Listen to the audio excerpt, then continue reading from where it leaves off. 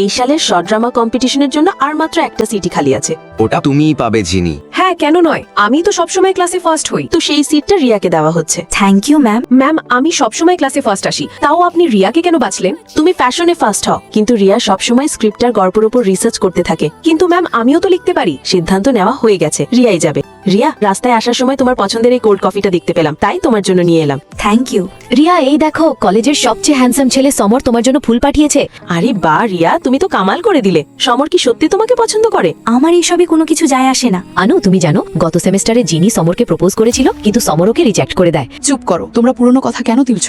রিয়া, তোমার মধ্যে এমন কি আছে যে সবাই তোমার পেছনে ঘোরে? আমি এত পরিশ্রম করি, তাও কেউ আমাকে নোটিস করে না। মানুষের মনে জায়গা করে নেওয়ার পাশাপাশি তাদের মগজেও জায়গা করে নেওয়াটা খুব জরুরি। যেমন কারোর মুড বোঝা, তার ছোটখাটো অভ্যেসগুলোর ওপর নজর রাখা, আর নিজের প্রতিটা রিয়াকশন অন্যদের অনুভব করানো। তবেই মানুষ তোমাকে মনে রাখবে। রিয়া, খাওয়ার সময়ও ল্যাপটপে কাজ করছো? হ্যাঁ ম্যাম, আমি স্ক্রিপ্ট লিখছি। গতবারও আমি স্ক্রিপ্ট রাইটিং এ অ্যাওয়ার্ড পেয়েছিলাম। খুব ভালো, তুমি বড্ড পরিশ্রম করছো। ব্যাস, কলেজে লেখার এত বেশি সুযোগ পাওয়া যায় না আর কি। পরিশ্রম করো, একদিন নিশ্চয়ই সুযোগ পাবে। তার মানে তুমি আগে থেকেই জানতে যে ড্রামা কম্পিটিশন হতে চলেছে? একদম, আমি ইচ্ছে করেই ম্যামের সামনে অত খাটতাম যাতে ওনার আমার উপর ভরসা তৈরি হয়। কিন্তু এটা কি এক ধরনের চালাকি নয়? এটা সামান্য একটু চালাকি হতে পারে, তবে আমি আমার কাজটা পুরোপুরি সততার সাথেই করছি। এতক্ষণে বুঝলাম, আমি যখনই কোল্ড কফি দেখি তখনই তোমার কথা কেন মনে পড়ে, কারণ তুমি আমার সাবকনশিয়াস মাইন্ডে নিজের একটা নঙর গেঁথে দিয়েছো। আচ্ছা বলো তো, সবচেয়ে মিষ্টি হাসি কার? তোমার। আর স্টাইল? ওটাও তোমার। তার মানে আমার মনস্তাত্ত্বিক কায়দাটা কাজ করে গেছে। রিয়া, তুমি সমরকে নিজের পেছনে কিভাবে ঘোরালে? আরে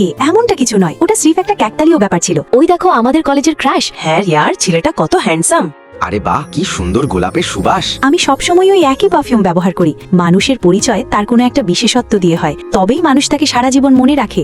রিয়া, তাহলে কি তুমি সমরকে ভালোবাসো না? না, ও আমার টাইপের ছেলে নয়। তাহলে তো খুবই ভালো। রিয়া, তাহলে তোমার কাকে পছন্দ? ওদের কিভাবে বলি? আমার সবসময় শুধু আমাদের ক্লাসের রোহনকেই পছন্দ। শান্ত স্বভাবের, কম কথা বলা, আর সবার চেয়ে একদম আলাদা। বন্ধুরা, লাইক সাবস্ক্রাইব করে কমেন্টে বলে যাও, আমার কি রোহানকে ভালোবাসার কথা বলে দেওয়া উচিত?